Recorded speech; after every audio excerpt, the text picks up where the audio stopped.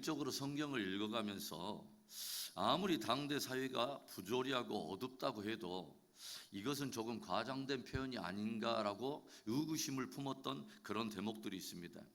노아가 살았던 당대 도덕적이고 영적인 타락과 부패에 대해서 하나님께서 들려주시는 말씀이 있어요. 사람의 마음으로 계획하는 바가 어려서부터 악함이라. 이 대목입니다. 어른들의 타락과 부패에 대해서는 조금 수긍이 가고 인정이 되는데 어떻게 해서 어려서부터 악하다고 말씀하실 수 있을까? 그래도 아이들은 아직은 순수하고 마음이 깨끗해 보이는데 어려서부터 악하다라고 하는 어떻게 이런 선언을 하실 수 있을까? 의구심을 갖게 되더라고 하는 거죠. 그런데요, 최근에 뉴스나 또 눈앞에 펼쳐지는 세상을 통해서 나름 생각하게 되는 것은 그렇구나.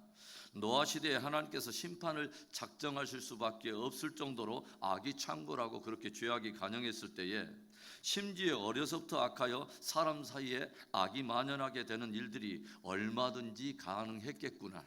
그리고 바로 그런 일들이 우리 시대에 일어나고 있구나라고 나름 인정하고 수긍하게 되더라고 하는 거죠. 얼마 전에 중학생들 몇 명과 초등학생 하나가 그룹을 이루어서 보석상을 털었다는 뉴스를 여러분 들어보셨습니까?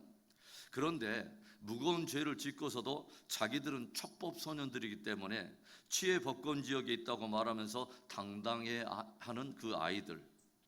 이틀 전에는 한 유치원에서 4살짜리 여자아이가 6살짜리 남자아이에서 상습적으로 성추행을 당했다고 하는 뉴스를 들었어요. 그런데 제 안에 두려움이 일어나는 것은 이런 행동들이 몇몇 아이들이 어렸을 때 한때의 호기심으로 인해 행한 일이라고만 넘기기에는 이런 흐름들이 사회적으로 너무도 급속하게 신속하게 만연해 가고 있다고 하는 사실입니다. 오늘날 우리는 점점 더 부패하고 왜곡되어 가는 세상을 보고 있어요. 그래서 한편으로는 점점 빛이 흐려지고 소망이 사라지는 듯해서 마음이 무겁고 아픈 마음이 있습니다. 그렇다면 우리 믿음의 사람들은 이 불완전하고 왜곡된 세상 속에서 어떻게 살아야 할까요? 오늘 전도자는 이 말씀을 통해서 이 왜곡된 세상 속에서 우리들이 꼭 기억하고 새겨야 될 아주 중요한 교훈 몇 가지를 들려주고 있습니다. 무엇입니까? 첫째로는 의인과 악인을 하나님께서 공의로 판단하신다는 것을 반드시 기억하라는 것입니다. 16절의 말씀에 또 내가 해 아래서 보건대 재판하는 곳 거기에도 악이 있고 정의를 행하는 곳 거기에도 악이 있도다. 사람들이 살아가는 세상 속에서는 끊임없이 사건들이 일어나죠. 끊임없이 송사할 일들이 발생해요. 그런데 가장 정의가 드러나야 되고 가장 공평한 재판이 이루어져야 될 그 법정에서까지도 악이 있더라고 하는 거죠. 가장 의롭고 공평해야 할 재판관들이 뇌물을 먹고서 판결을 굽게 하는가 하면 유전무죄 또는 무전유죄라고 하는 말처럼 돈 있는 사람은 오히려 재판을 비껴가고 돈 없는 사람은 오히려 유죄로 판결되는 정말 말도 안 되는 그 불의하고 불공평한 왜곡된 악이 있더라고 하는 거예요. 가난한 자를 부끄럽게 만들어버리고 연약한 자들이 설 것을 빼앗아버리는 이 왜곡된 세상에서 우리들은 과연 어떻게 살아야 하는 것인가 하는 거죠. 오늘 전도자는 법정에서조차 악이 존재하며 불공평하고 구분 판단이 존재하고 있다는 사실을 들려주면서 그러기에 우리로 하여금 굳이 올바르게 살 필요도 없고 의를 행할 필요도 없다는 회의주의나 비관주의를 가르치려는 것이 아니라 오히려 그 가운데서도 마침내 악인과 의인을 판단하시고 심판하시는 공의의 하나님이 계심을 깊이 기억하고 의를 행하며 의를 지킬 것을 도전하고 있다고 하는 거예요. 17절의 말씀에 내가 내 마음속으로 이르기를 의인과 악인을 하나님이 심판하시리니 이는 모든 소망하는 일과 모든 행사에 때가 있음이라 하였으며, 구분 재판과 불의하고 왜곡된 세상을 보면서 쓴뿌리가 나서 함께 굽어지고 함께 불의를 행하고 함께 왜곡된 삶을 사는 것이 아니라 그 마음에 이르기를, 그 마음에 생각하기를, 누구를 생각했어요? 의인과 악인을 하나님이 심판하시리니, 의인과 악인을 반드시 심판하시는 공의의 하나님을 기억했다고 하는 거죠. 그분이 반드시 공의를 드러낼 때가 있다고 하는 것을 깊이 기억했다고 하는 거죠. 우리가 종종 읽었던 말씀인데 요한계시록 22장 11절과 12절의 말씀입니다. 불의를 행하는 자는 그대로 불의를 행하고 더러운 자는 그대로 더럽고 의로운 자는 그대로 의를 행하고 거룩한 자는 그대로 거룩하게 하라. 보라, 내가 속히 오리니 내가 줄 상이 내게 있어 각 사람에게 그가 행한 대로 갚아주리라. 불의하고 왜곡된 세상 속에서도 마침내 공의의 하나님께서 의인과 악인을 보상하고 보응하실 날이 있다고 하는 것을 깊이 기억하고 오늘도 여상하게 의의 행진, 믿음의 행진을 하는 승리의 하루가 되기를 주의 이름으로 축원합니다. 오늘 전도자가 말씀을 통해서 이 왜곡된 세상 속에서 우리들이 기억하고 새겨야 할 중요한 교훈으로 들려주고 있는 것은 무엇입니까? 둘째로는 모든 인생이 죽음 앞에 서게 된다고 하는 것을 반드시 기억하라는 것입니다. 19절의 말씀입니다. 인생이 당하는 일을 짐승도 당하나니 그들이 당하는 일이 일반이라. 다 동일한 호흡이 있어서 짐승이 죽음같이 사람도 죽으니 사람이 짐승보다 뛰어남이 없음은 모든 것이 헛됨이로다.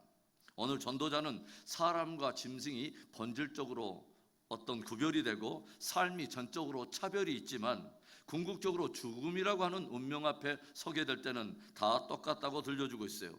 짐승은 본능을 따라 살고 사람은 지정의를 따라서 전혀 다른 가치와 세계관을 가지고 사는 것 같은데 결국 죽음이라는 선상에서 볼 때는, 그렇게 평가할 때는 인생들이 짐승보다 뛰어난 것도 사실은 없더라고 하는 거죠.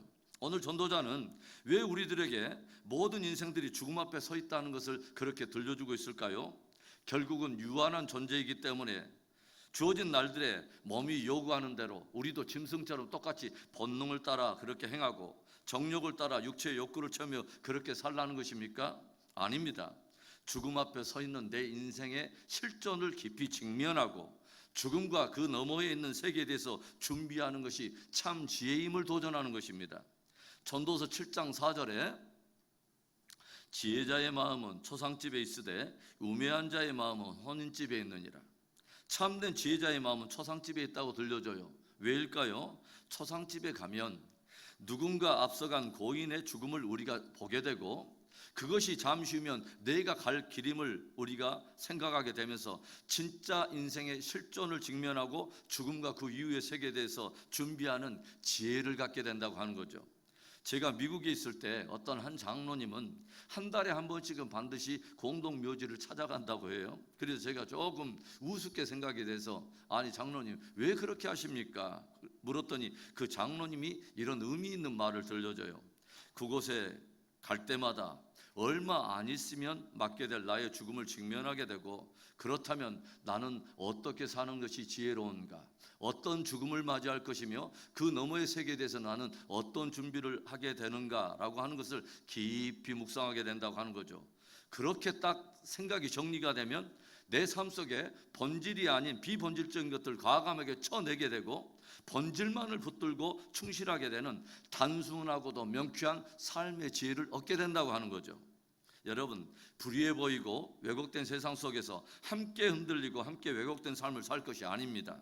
우리가 죽음 앞에 서 있다는 것을 늘 우리가 깊이 유념하고 죽음과 그 이후의 세계에 대해서 준비하는 것이 참된 지혜인 것이죠. 그 복된 지혜가 저와 여러분에게 있기를 축원합니다. 오늘 전도자가 말씀을 통해서 이 왜곡된 세상 속에서 우리들이 반드시 기억하고 새겨야 할 중요한 교훈으로 들려주고 있는 것 무엇입니까? 마지막 세 번째로 매일의 삶과 일을 즐거워하는 것이 최고의 복이라고 하는 것입니다. 이것을 기억하라는 거죠. 마지막 22절에 그러므로 나는 사람이 자기 일에 즐거워하는 것보다 더 나은 것이 없음을 보았나니 이는 그것이 그의 몫이기 때문이라.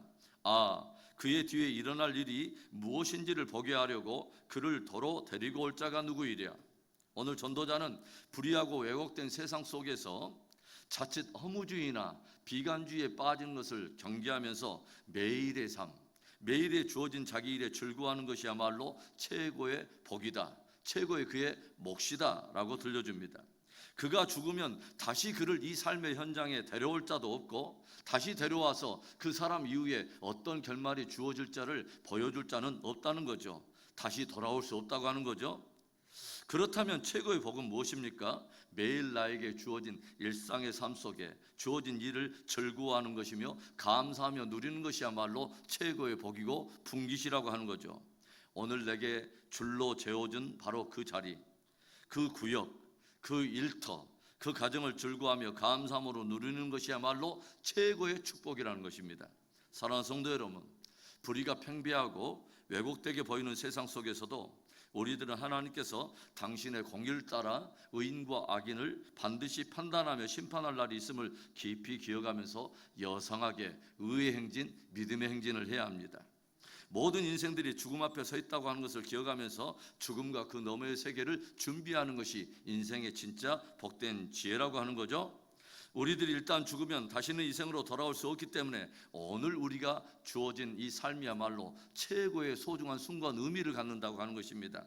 그래서 그날에 우리는 비관주의나 어떤 회의주의에 빠지는 것이 아니라 오히려 삶을 감사하고 오늘을 즐거워하는 것이야말로 최고의 축복이라고 들려줍니다. 더욱 주님만을 바라보고 삶과 신앙에서 승리하는 복된 저와 여러분 되기를 주의 이름으로 축원합니다.